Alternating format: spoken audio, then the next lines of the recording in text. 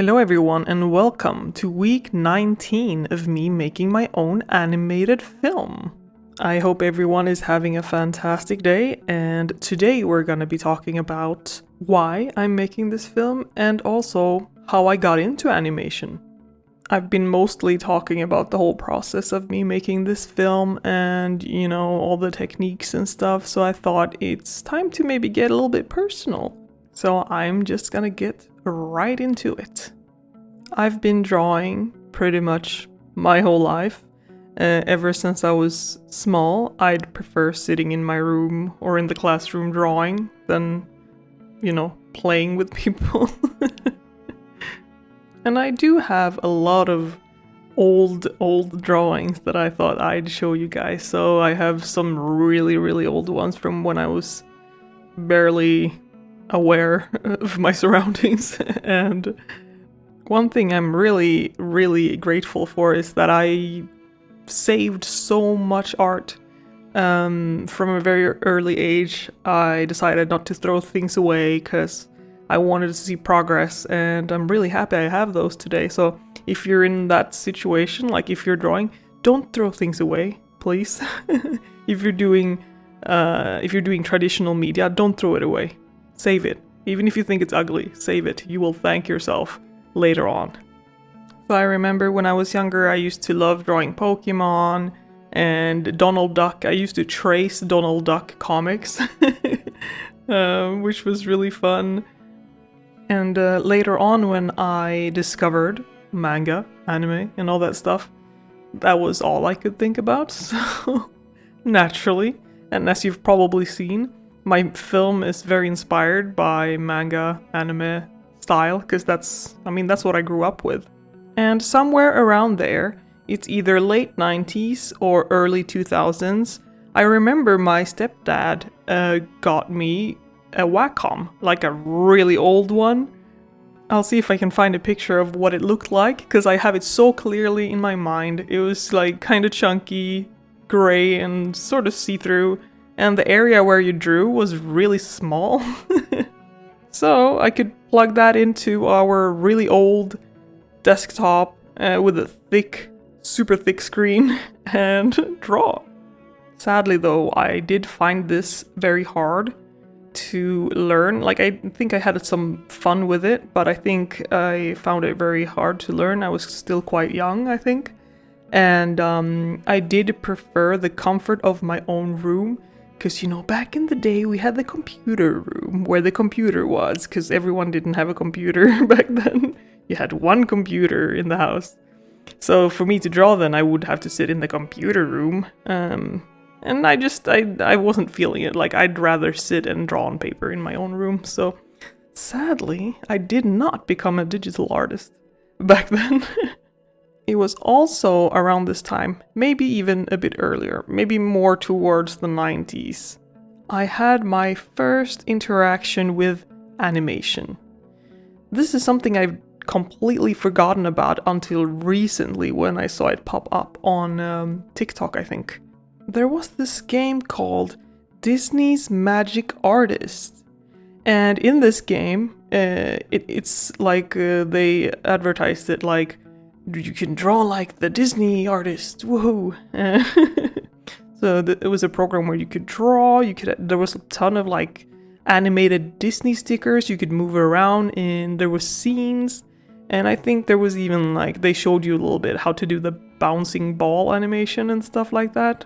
I had completely wiped this from my memory, but I really strongly remember this now. I loved this game so much. So I actually had a really early interaction with animation. But I did continue my art journey just doing traditional. I went to art school, I did fine arts, learning all the techniques, drawing a lot of realistic stuff. And it took me a long time to start drawing digitally. It actually took me almost to, 2018-19 until I started properly drawing digitally. I guess it also had a lot to do with me not being able to afford the tools needed. But going back to animation. Even though I had a blast with that game as a kid, I think up until around 2020, I still had the idea of that animation looked really like tedious. Like I was looking at when they were traditionally animating everything on paper and everything, flipping the pages, and you know, even thinking about 24 frames a second is just like, holy crap, how do they do that? I don't think I could do that. But then I got my first laptop with a touchscreen, and I got a pen for it so I could actually draw on my screen. So I could completely flip the laptop into a flat surface and draw on it. And I downloaded Krita, which is a free drawing software. It's pretty similar to Photoshop. After that, I've pretty much been drawing digitally ever since. And I also saw that Krita has animation tools built into it. And I guess I got a bit curious, you know? I was like, okay, let's try animating. Just like I've never tried it properly, so let's try it out. And I had just adopted a greyhound at that time. So my first thing that I wanted to animate was a greyhound walking. Because, I mean, could I not have picked something easier to animate? But anyways, I still have that. I'll show you guys that. So I did that. It looks really wonky, but it's really cute now in hindsight. And after that, obviously, I went from 0 to 100. I'm like, I'm gonna make a movie. So I played a little bit with it, and then I was like, I'm making a movie.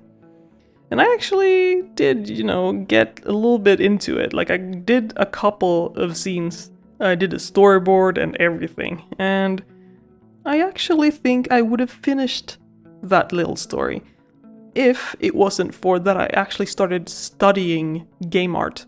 And then all of my focus went into my studies, and I prioritized it. So I decided to just upload the film as it was. It's very short. It's still on YouTube.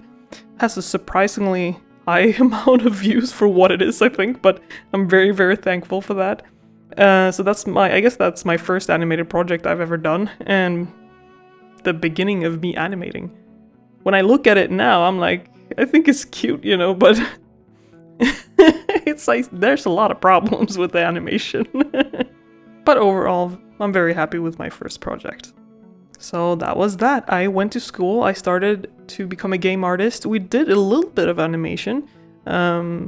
Slight amount of 2D animation, not a lot. Slightly bit more 3D animation, but not a lot there either. But during the whole time studying, I was still thinking about animation, really. And when I graduated, which was last spring, so I mean, that was quite recently. You know, it's been hard to get a job. It really has.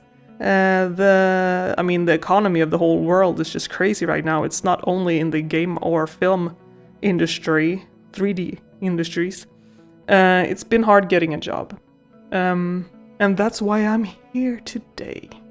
I'd been busting my ass, if I can say that, in school.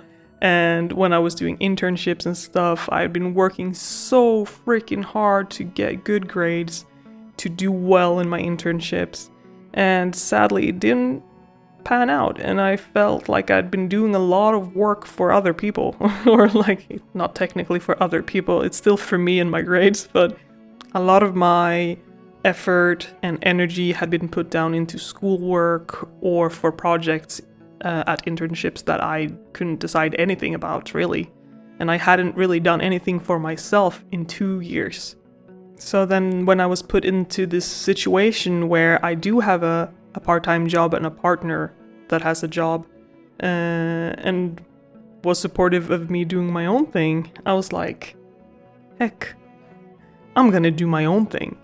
So I obviously still had animation on my brain, and I had only half finished my first animated film. So I was like, I'm making a movie right now. I don't care how long it takes, as long as I have food on my table and a roof over my head, obviously. That's important.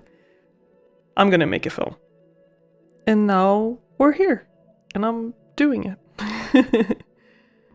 And I was watching a stream a couple weeks back with a bunch of indie animators talking about their own projects, and they were answering questions and stuff, and they got the question, why are you doing this? Or like, why are you making this? And one of them answered it just so perfectly. And I think, I've carried it with me ever since I heard it. So the question that was asked was, why are you doing this? Animation is a lot of work and why?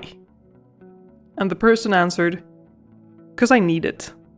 And that really hit me, I really felt that. And I really related to that. I had a perfectly nice job before I started studying to become a game artist. And I quit this job because I knew and I felt like I needed to be creative all the time.